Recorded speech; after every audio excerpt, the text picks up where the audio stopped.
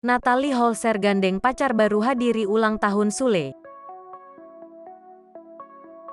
Artis Natalie Holzer menghadiri acara ulang tahun Sule ke-46 pada Selasa, tanggal 15 November tahun 2022, malam.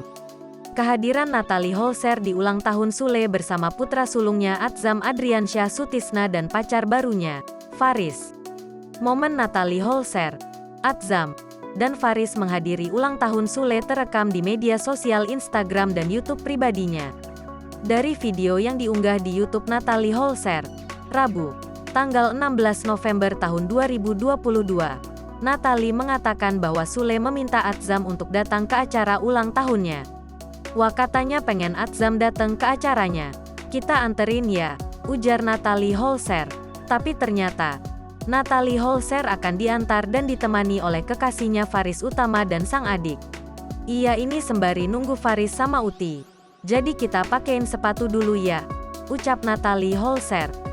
Tak lama, Faris Utama dan sang adik datang untuk menjemput Natalie Holzer dan Atzam.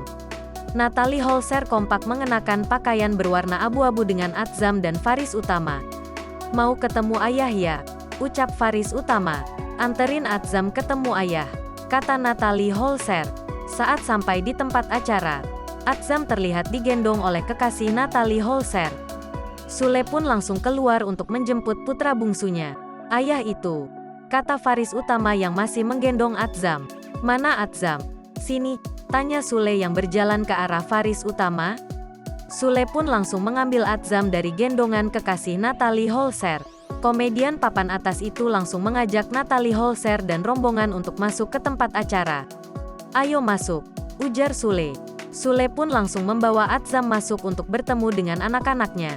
Saat Sule masuk ke ruangan acara, Atzam disambut hangat oleh tamu yang hadir termasuk anak-anak Sule. Keempat anak Sule semuanya hadir di acara ulang tahun sang ayah. Ada Rizky Febian dan kekasihnya Mahalini, Putri Delina dan kekasih Jeffrey Reksa, Rizwan, dan Ferdi.